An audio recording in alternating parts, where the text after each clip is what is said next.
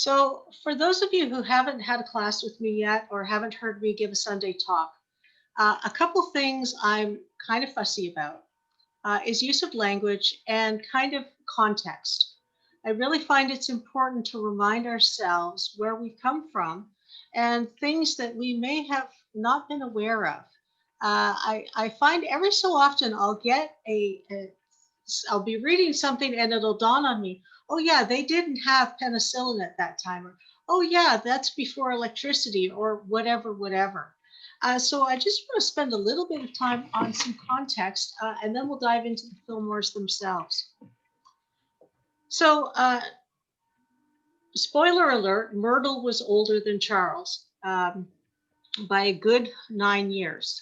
And that made for an interesting dynamic in their later life because his mother was close in age to Myrtle. And so there was an interesting dynamic there. So in their lifetimes, they lived through the American Civil War, World War One, the Roaring Twenties, the Wall Street crash, and the beginnings of the Depression. Myrtle passes in 1931. Charles lives on a while. He lives through the Great Depression and World War II. So we have some writings of his from that period. When the founders were born, Canada wasn't a country yet. We hadn't gotten to Confederation. And that when I realized that, I was like, whoa, we're talking long time ago, really putting it into perspective.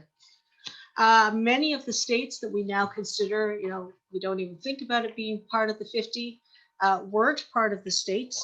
Florida was one, Texas was another, Wisconsin hadn't joined yet. Um, and then another thing, not so much for tonight's class, but for those of you who have indicated you want to take all of them, as we go through, you may notice that some of the languaging in Unity writings, especially the early stuff of the Fillmores and other early writers, talks about God as Father and uses the pronoun he and uses the word men or man collectively to mean all people. And I recognize for some people that's really triggering.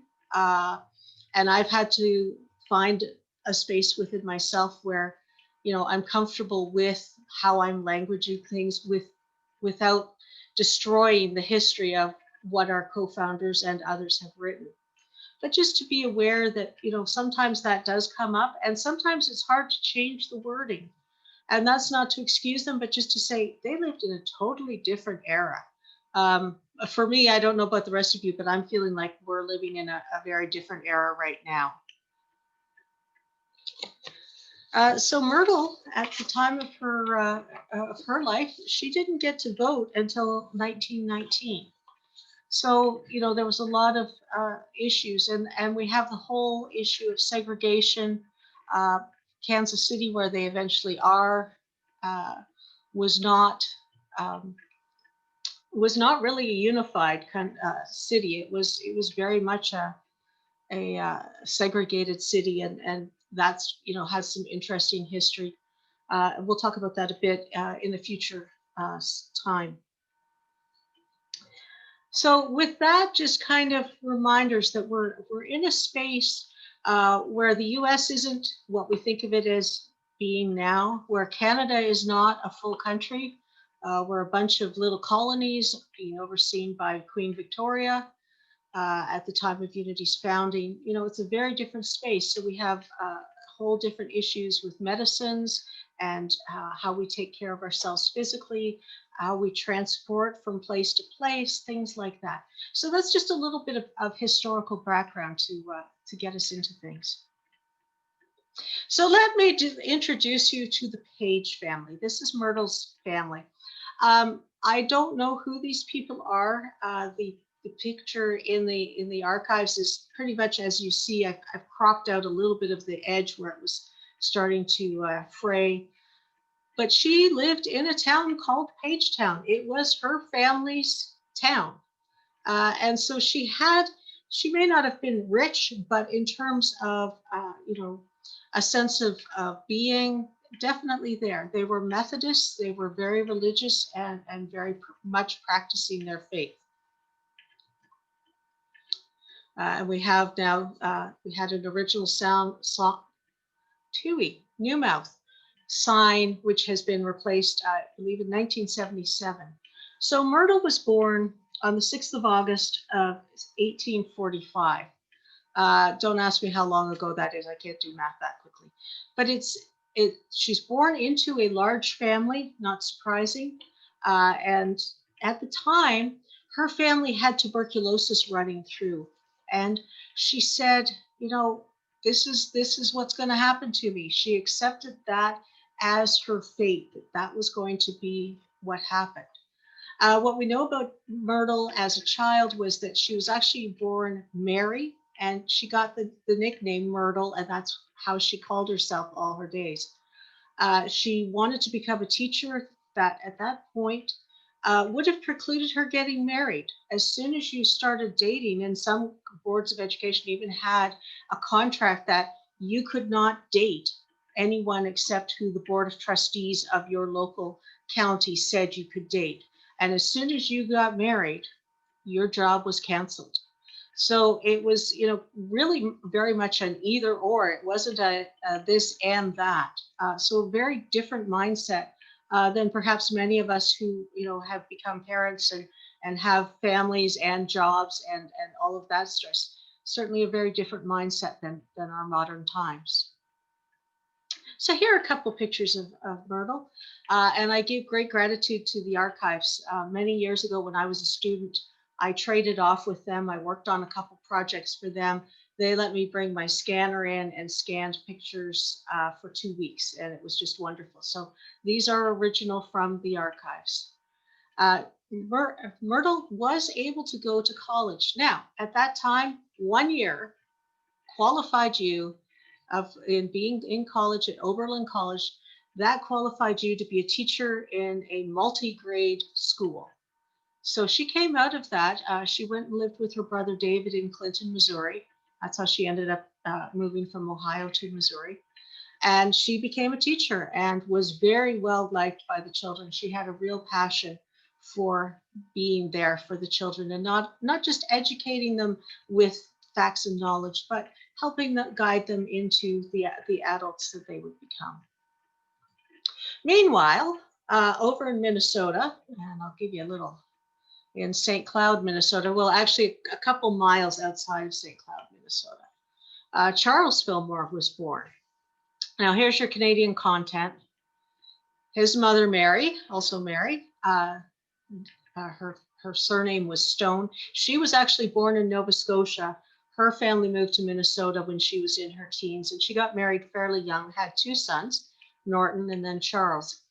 The marriage did not last, and I find it fascinating. That's really an early case in my studies of split custody. The boys would spend time with their mom, and then they'd go 10 miles down the road to their dad's cabin, and they'd spend time with their dad. Eventually, Norton, who liked the hunting, fishing, and things that their dad did, went that way. And Charles stayed with his mother, primarily because he was involved in a skating accident, and that left him with a number of health challenges. And he writes in a semi-autobiographical piece that every doctor who came to see him wondered how he had survived the ministrations of the quack who had treated him before. And the types of treatments that he received it's amazing that he did live as long as he did. Really, he shouldn't have survived childhood after the accident based on the types of things that they were doing to him. If you want to know, ask me in an email. I'm not going to tell you because it's kind of gruesome, and I'll just leave it at that. But at some point, we have a picture of him on a bicycle. So there must have been some money somewhere, somehow, that they were able to do that. And then a later picture of him. He wasn't able to go to school, and nearby was another woman who was raising her son. Coincidentally, she was also a graduate of Oberlin College, and she was homeschooling her son. Charles asked, could I be schooled as well? And in the broad scheme of things, this doesn't mean a lot, but when he and Myrtle find each other, they have had similar education, even though they have come from very different types of families, very different economic circumstances, very similar health circumstances. and this educational ability to connect. This is the earliest picture of Charles and Myrtle I was able to find in the archives. It's a couple years after their marriage. And as you might imagine, Myrtle did get pregnant relatively quickly after the marriage, which was a banner day in the town. The students revolted. The students were out with placards saying, "Mr. Fillmore, don't do it." They were crying. They were begging her not to marry the horrible Mr. Fillmore because it meant that she had to quit her job and stop teaching. And I can only imagine what kind of chaos that must have been, and kind of bittersweet that that clearly her students loved her and clearly they wanted her to stay, um, but that this was the rule at the time. Now they did have two children in relatively short order. At this point, they're living in Pueblo, Colorado, and the strain on her body really made her ill. Uh, Pregnancy is not an easy thing. And the doctors said to her, "Well, you've got about 6 months to live." And one can only imagine. I tried to and failed miserably, but I having small children and being given a death sentence. And her son, her oldest son, Lowell, writes and talks about how uh, anybody who had some kind of potion or lotion or way of healing, was invited into the house to demonstrate their product, and that there were all these bottles of salves and things all over the house as Myrtle, tried to find a way to heal herself and keep her life and raise her children. We're not quite sure of all of the details. It's one of these things that's lost to the annals of history. But Myrtle went to a New Thought teacher from Chicago whose name was E.B. Weeks. And the only sentence we know out of his speech was the sentence that Myrtle took into her heart. "I am a child of God, and therefore I do not inherit sickness." And this exploded her consciousness. This was so contrary to what she had been raised with of you'll always be sick, you're not going to live very long, it's God's will for you. Things of that nature had been fed to her as a child. And this idea that was false, that was, to use a present phrase, fake news, really resonated with her. And she spent the next 2 years in deep study and meditation and prayer. And one of the things she did was she talked to her body and she asked its forgiveness for thinking that it was anything but perfection. She asked her body's forgiveness that she had thought anything ill of it, that she had thought it to be weak, and that she had thought that it was anything but perfect for her. After 2 years, she got pregnant again. She would have been about 42 at the time. And I don't know what it's like to be pregnant at 42. I have a friend who was pregnant at 42, delivered in the early 2000s, and she had a rough time of it. So one can only imagine what it would have been like for Myrtle. And for me, that is a sign of her body's healing, that it was able to carry a child full term, her third son. Now, Charles was a really intellectual person. He hadn't been raised going to church or going to prayer meetings or any of the trappings of religion, really. But he was an avid reader. That was something he did. And when he got an idea, he read and read and read. And what he came up with for himself as he watched his wife, clearly getting better and clearly, especially once it was clear she was pregnant again, that something was happening, that she had tapped into something. And Charles gave this great line: "In this babble, I will go to headquarters. If I am spirit and this God they talk so much about is spirit, we can somehow communicate or the whole thing is a fraud."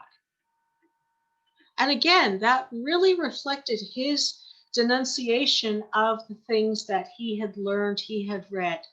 The whole idea that you had to go through a saint or some kind of preacher or whatever.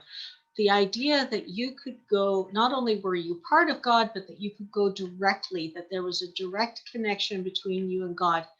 for some people, even today, is still blasphemous to even say that, have some experience being told that I'm going to hell in a handbasket. So, but he starts also to do some prayer work. And he says he started sitting in the silence. And he started doing some of the techniques Myrtle had been doing. And he noticed that his body responded, that some of the ailments that he had received as a result of that skating accident as a child started to reduce, started to be less burdensome, that he noticed that his dreams became very vivid and that he got ideas out of those dreams or he got guidance out of those dreams. And he was very aware of that. So he too demonstrated a practicality of Christian teaching. And that became his whole thing. Now, it was part of a broader movement that involved Emerson and the Waldo Pond and Thomas Troward over in England, and we had people in Australia. We had really an awakening at that time. And it wasn't so much that we had a new thought, which is what they called it, it's that we had a new thought about an old thought, that we were reconsidering what it was Jesus had taught us, what it was other scholars and mystics had taught over the centuries, and really looking at things with fresh eyes. So it was never their intention to form a church, let alone a worldwide movement. It was their intention to teach people what they were learning and to have people go back to their own ministries, to their own churches, to their own denominations, and share that information and use it as a spiritual tool. That was the whole thing, was here's a spiritual tool to use, go out and use it. And we're not going to put any charge for it. We're not going to, insist that you come to us and only come to our services. And in the early days, they only had services on Sunday nights so as to not compete with Sunday morning services elsewhere. Well, that's all well and good, but as with so many things, when you have a great idea, some people want that to be their primary path. I know for myself, I was not raised in Unity. I was raised in another denomination. The name doesn't matter. I have taken the blessings from it. I have gotten rid of the chaff that I no longer need. And so I don't want to sully that memory. But for many people, it became a point of that was going to be their primary spiritual path. By the 1920s, the Fillmore's teachings had gone from being in their front parlor with other people who would come in for prayer time to other buildings that grew expansively larger and larger over time. Our founding is dated in 1889. In 1889, we had two things of significance come. Myrtle gave birth to their third son, and Charles published the first issue of what was called Modern Thought, which is a magazine that he put together. Charles and Myrtle wrote pretty much all of the articles. There were a couple other folks behind the scenes, but that is the time that we consider our founding. By 1890, we had the beginnings of what is now Silent Unity. And that was formalized really by 1891. So we're talking over 100 years now. By the 1920s, Unity had become such a growing movement, not just in the Kansas City area, but elsewhere, not only in America, but as far away as Africa, that they had most of the property between 9th Street and Tracy Street and 10th Street along Tracy Avenue. Now, of all these buildings, there is only one left standing, and that is the one that is named Church and Library, and that is the home of Unity Church Universal. And they do Sunday services online. I make a point of listening to that service. Their minister was one of my instructors, and I love listening to him. But as you can see, they had everything. They had the Unity Inn, which was a restaurant. We'll talk a bit more about that the last week. They had administration buildings. On top of that administration building, that's the one in the middle with the two pillars, was a radio tower during much of the 20s and 30s. They had one of the strongest radio signals because Charles chose not to obey his license and he cranked it up after hours because no one was watching. They had a power plant. They had a garage where they serviced their own vehicles. They had vehicles that would bring people to the Unity Inn. They had their own mail trucks. They had their own press room. They had printing presses. They printed all their own material. In the beginning, it was very much hand printing, but by the time in the late 20s that they're here, almost the full block, they were publishing books. They were recording and publishing records, just everything that you could get the message out. I had the blessing of being able to talk to Charles Fillmore's granddaughter. And I said, what do you think he would have thought of the internet? And this would have been 1995, so not nearly as blown up as it is now. And she said, oh, we would have been on the internet far earlier than we have been. And we would have done it really amazingly. Unity mentored the whole idea of telephone prayer ministry. That's something unique to us. And what's funny is that some of the organizations that criticize us actually came to us to learn how to do prayer ministry via telephone. There was a point where Unity was second only to the Kansas City stockyards in terms of how much telephone usage they had. So we've always been kind of on the cutting edge of not only teachings, not only understanding the relationship between mind and body and soul and body and the whole triad of that, but on how to communicate that message to others. In 1892, our co-founders wrote their dedication and covenant. It's in Charles's writing. I've learned how to read it over the years. I wouldn't give him full marks for penmanship. So let me read to you what it says.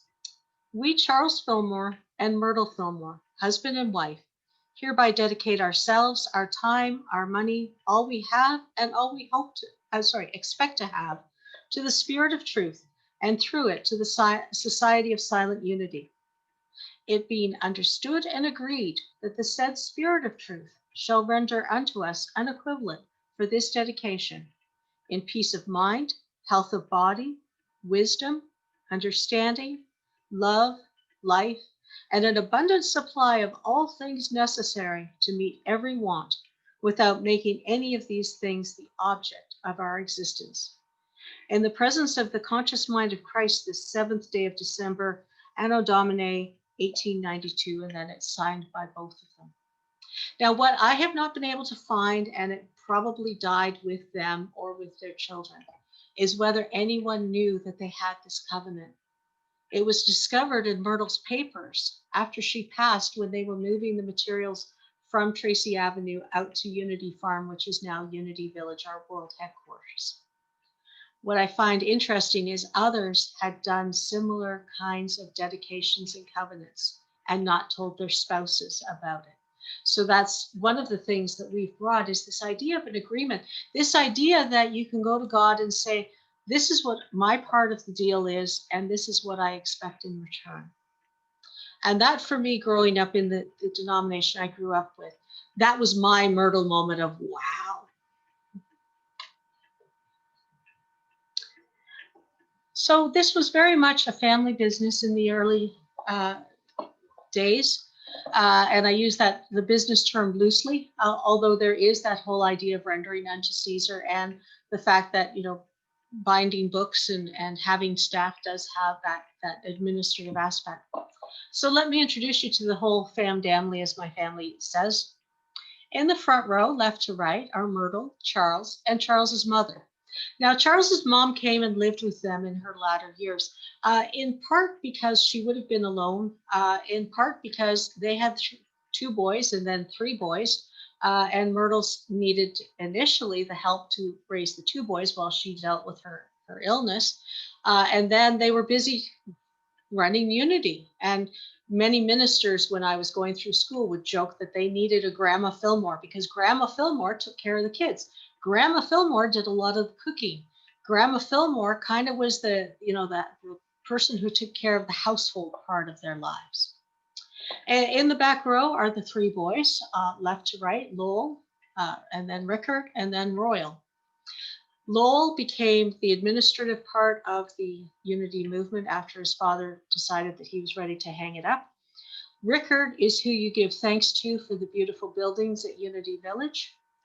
And Royal is the one you give thanks to for having purchased the land in the first place. It was his idea that they needed some space because at the time it was outside of the city. It's now surrounded by interstates, and it gets amazing when you stop hearing the sound of the traffic. But it was definitely, a big idea that they had. And it all started with a need, the need for healing, the need to have that connection with something greater than themselves. So that is a very brief history of Unity, of the Fillmores. That takes us up to 1948. That's when Charles passes. That's when things move into Lowell's hand and others. And as I said at the beginning, I could teach this for a few days before I ran out of material, but I would like now to turn this over to my dear friend and colleague, Sandy. And she's going to share a few things about her path and her family's path in the Unity movement here in Canada. So Sandy, I'm trusting you know where this picture is from. Oh, yes, that's Portage in Maine. Yeah. My life started in Unity prior to my birth. My parents were married in Unity, and I was going to look up the date, but I think it was 1948 by the Unity minister in Winnipeg. And my grandmother had raised her family in Kamsack, Saskatchewan. And as a result of living in that little tiny town, their exposure to religion was quite varied. They were in that era of the traveling preacher that would come, and so they attended all manner of different services and got a real eclectic, as Myrtle would say, taste for religion. And then they moved to Winnipeg, and the story I'm told is that Grandma found this Unity church and asked the girls, the daughters, if they would like to go to church with her one day. And they did. And when they left, Grandma looked at them and said, "Well, what did you think?" And apparently they all answered, "Well, that's the darndest thing I've ever heard. Let's go back next week." And so there was then they started going there. And they were married by the minister in my grandmother's nursing home. And as far as I don't, obviously, I don't remember anything but Unity. I did get a little bit of understanding of what other faiths taught through my friends. And it was really quite interesting to hear the different points of view that were different from what I was being taught. I was being taught that God is love, God loves me, God, that what I think matters, makes a difference. It's really, before it became formal, what I picked up and held on to was our 5 principles. God is, I am, I think it, I pray it, I live it. And for me, it's always been just that awareness that I am a part of this dynamic universe that we live in, that everything was energy, everything had life in it, even though it might appear to be inanimate, and that there was a connecting happening amongst all things, all people, but all things as well. I think as I grew up, and one of my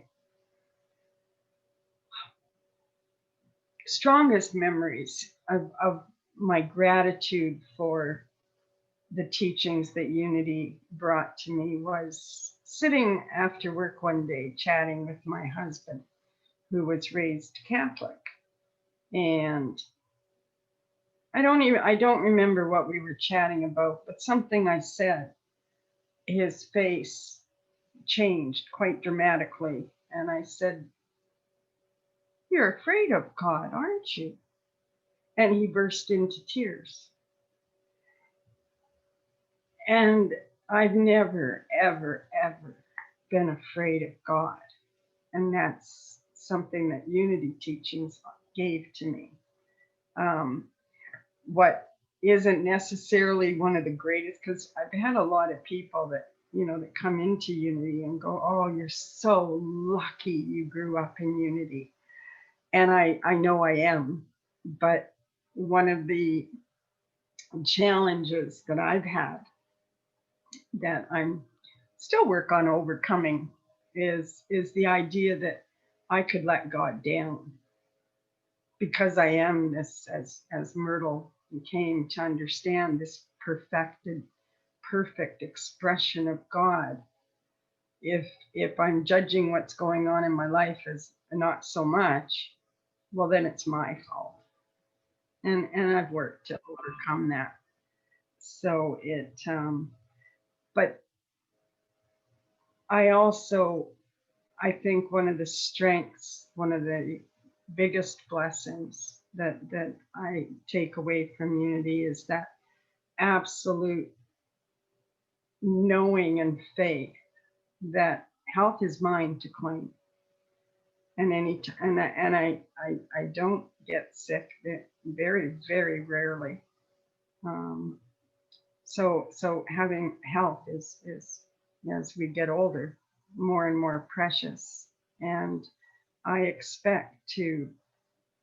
don't know if I can achieve the level, I'm not going to say one way or the other, of the level that Myrtle was able to achieve.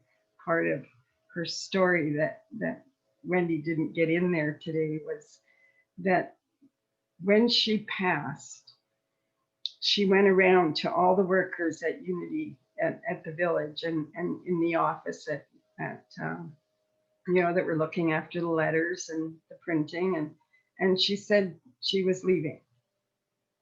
And they said, "Oh no, we need you. You can't leave. You can't go." And she said, "Oh, I won't be far away. I can just do my work better from the other side now." And she went home and went to sleep. And I just think that to me is my Myrtle wow moment, that she had such authority over her body when she was doing her healing. Yes, she asked her body to forgive it, but she also, with much authority, talked to each of her centers and said, "You wake up now. You do what you were made to do." And I talk to my body. I let my body know. I really do immerse myself in the idea of anything is possible with God. That the rules that man has discovered so far are not the limit, that we can be healed from anything if we believe it's possible. Those are probably my favorite words of Jesus. His first, I think he was a master psychologist. His first question usually was, "Do you want to be well? And do you believe it's possible?" And that wellness comes in the form of everything: relationships, prosperity, career. And I've witnessed what I would call miracles in my life, where things worked out that by all science shouldn't have. My mother was healed from lupus, which they say doesn't happen. And I I really wish the whole world could understand these principles that we teach in order to really bring the very best and perfect of themselves to the table for all of us to be blessed by. And so with that, I'm going to bow out, and hopefully Mariette's going to be able to share where she's coming from, being more recent to the teachings. Because I don't think time is any indicator of your readiness to put these principles into practice in your life. As I said, I grew up in unity, and some of the folks at the church that I knew from a child and grow up and think like a man, and attended for 20, 30 years and still never got it. Still never really understood the depth and power of what unity teaches. And so it doesn't matter whether you're here for the first time and you only found us 2 days ago, or whether you've been in it for 50 or 60 years. Your ability to put these principles in action in your life can be in the twinkling of an eye. Thanks, Wendy, for inviting me. Thank you, Sandy. Mariette, we've got a few minutes. Did you want to share briefly? What's the question exactly, Wendy? How did you get into unity? How did I get into unity? And how did you become a licensed teacher, in the sense of what was your aha moment that you decided that was your path? Okay. I discovered unity by exploring what was going on at a building, a vintage building, an antique building that used to be my childhood library. I'm like, what's going on here? And because there was some sign, it said unity, and I'm like, I gotta go check this out. And Reverend Lila Hancock was the minister who was opening up a Unity of Windsor ministry.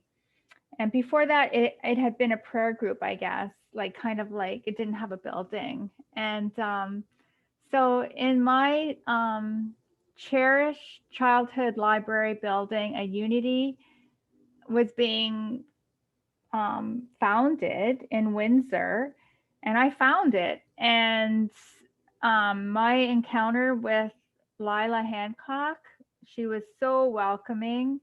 She's preparing for the Passover, and I'm like, wait, you're Christian and you're doing a Passover meal and you're preparing for this? And she's like, oh yeah, and she was educating me, and I was just so intrigued that so many aspects were involved in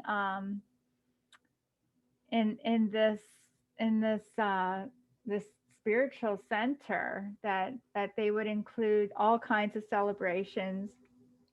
And I was completely intrigued, and I cried for the first 3 Sundays I attended and listened to her talk. So my soul knew that I needed to be where I was. And this is in the 90s, the earlier 90s. And so I was really taken with this practical Christianity for everyday living, because that was my great frustration, is the denomination that I was in and had a lot of reverence for, enjoyed the rituals and the celebrations of my church. And yet there wasn't that, for me, there wasn't the practicality, and also women weren't cherished to be leaders, weren't supported or encouraged to be leaders. So there was frustration. And so I found unity a breath of fresh air. And so I began to study, and I would go to Oak Park near Chicago, and I went to Unity Village. This is in the 90s. And then at some point I let it all go because I couldn't find a way to make my dream of becoming a licensed Unity teacher come true because of my full-time work, and there was no leaves of absences allowed. There was a lot of hurdles for me to jump. So I let it go, and I actually my minister died. Lila died of cancer, and I was devastated. I actually left Unity for a little while, for a few years, went back to my church of origin, and I over the years I don't know, it was just an exploring of a different kind, if that makes sense, of my spirituality, and in a different place. And one morning I heard Spirit just whisper to me, what about those Unity classes you were taking, that you let go of? And so I listened, and I looked up Renaissance Unity, and because I knew there were, I really enjoyed the church there, and then I found out there were classes there, classes in the field, and then it was no turning back. It was I guess the time when I knew that it was really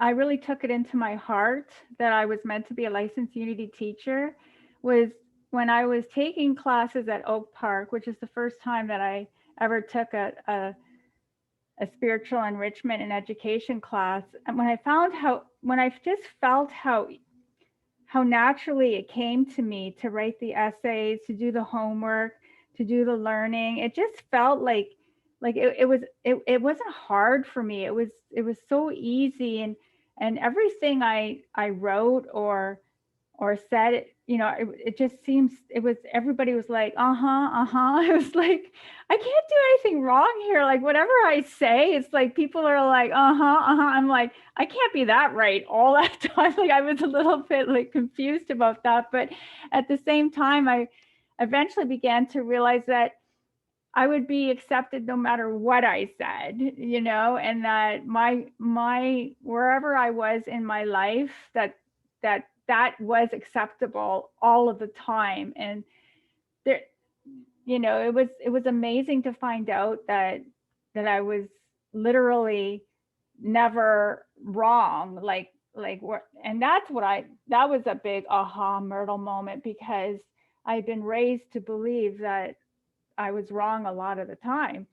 And so there's been so much healing in the journey to where I am today, and still manifesting more dreams as I travel along this wonderful road called Unity. So thank you for listening.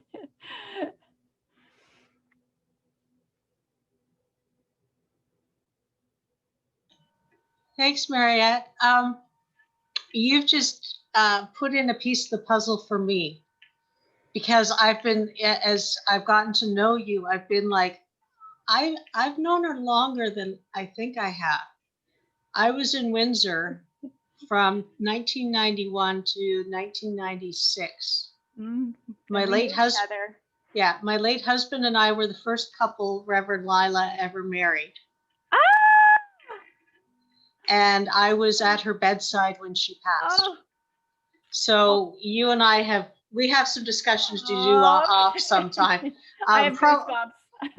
But for the rest of you, this is what I mean by Unity folk get these really interesting connections of how we interact with each other. And every so often I'll get oh, wow, that was a serious oneness. So thank you for witnessing this serious oneness. So I'm going to stop the recording at this point.